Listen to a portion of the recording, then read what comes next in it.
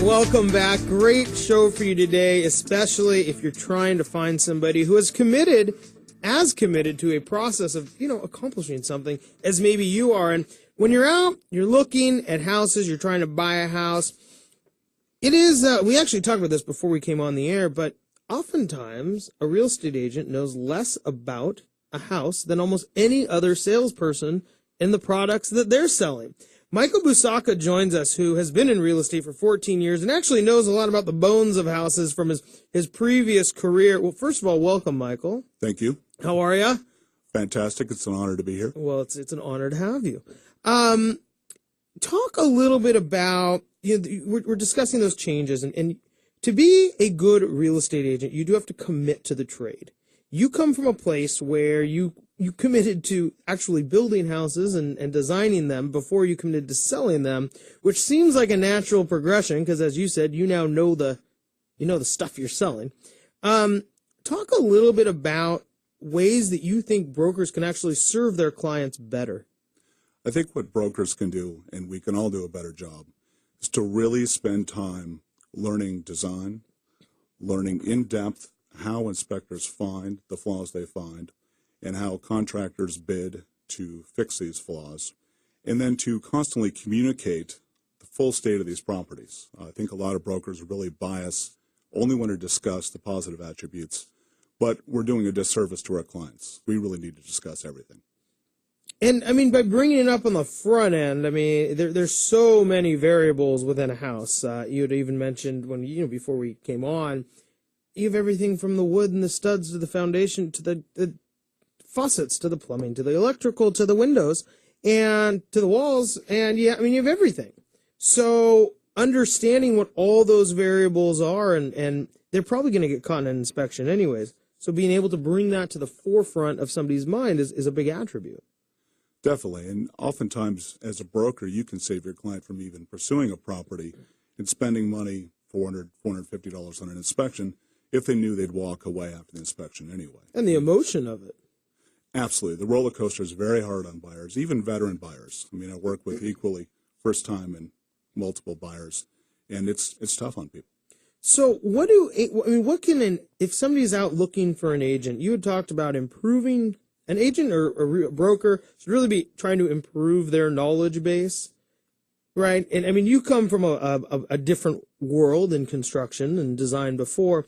Where do you think that brokers should improve their knowledge base in order to serve their clients better? Well, I think the internet is just a fantastic educational tool, obviously selective, pick good websites. For example, I like Inspectopedia.com, where you can take time whenever you have free time and go learn about, hey, these are the bad types of siding. These are the types of mold that result from the bad siding, and these are anticipated repair costs.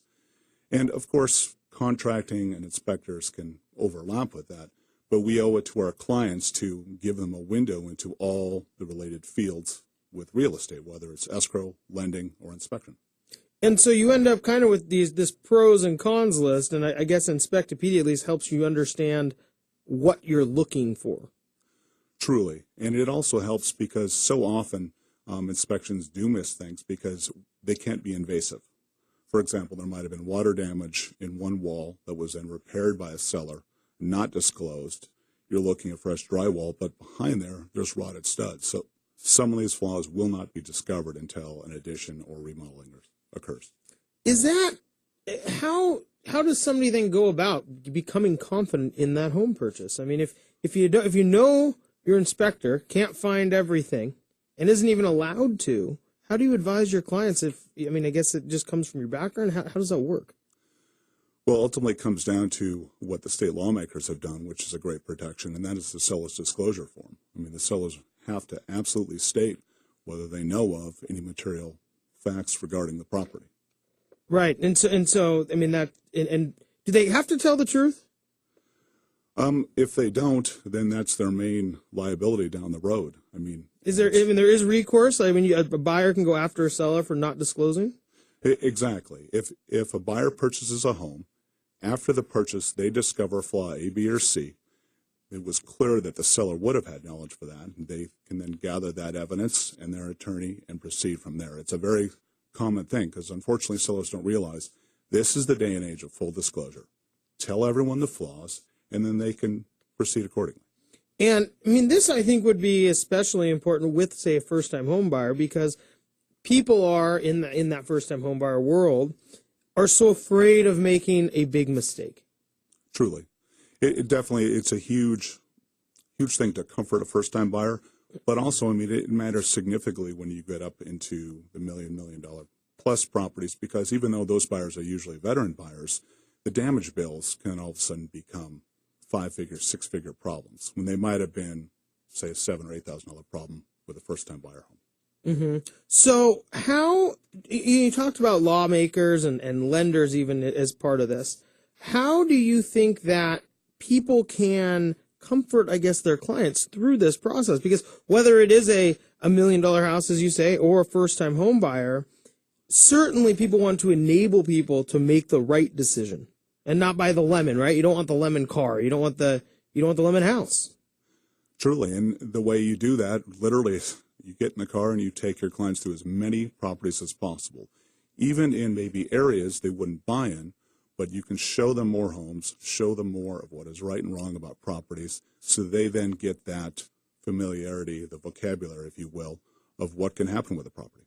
So you talk about improving the market. Confidence, in my mind, is one of the biggest things. People knowing they can't buy that lemon, can't make the big mistake, is a huge piece of confidence. You had talked a little bit about other things that you think lawmakers and lenders can do to actually improve the market. Because if the house is no longer the issue, right? People aren't concerned about buying the lemon house. I don't think people are concerned about house prices in Seattle dropping 20 or 30 or 40 or 54, whatever percentage. Right. So now now there's, as you talked about, it's a dynamic decision. You have all these different fronts, from the structure to the loan to even afterwards.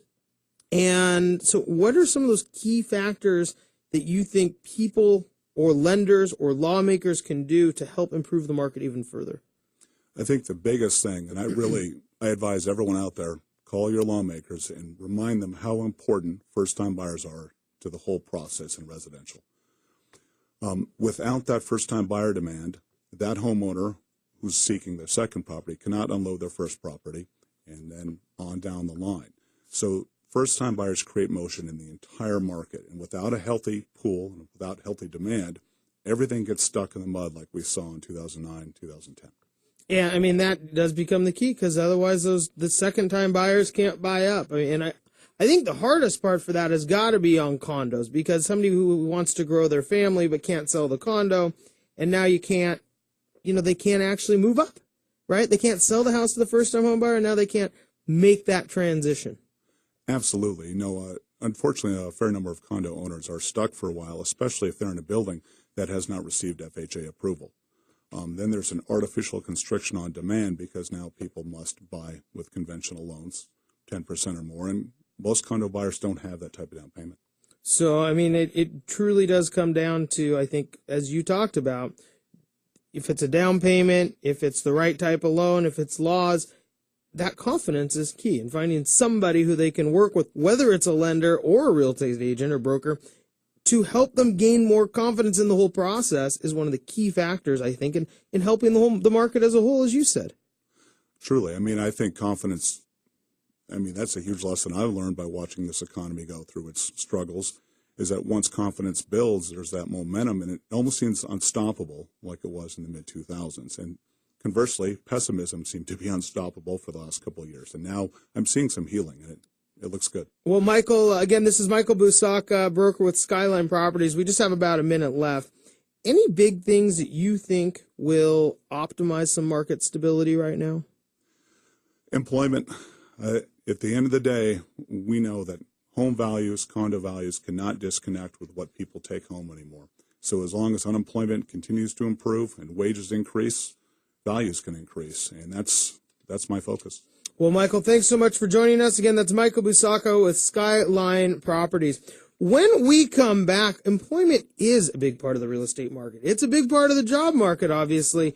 But how do you know if companies are going to start hiring or expanding? We're going to find out in just a few minutes when we come back from break. That was Michael Busacca. My name is Ben Brashen. You're listening to Brashenomics.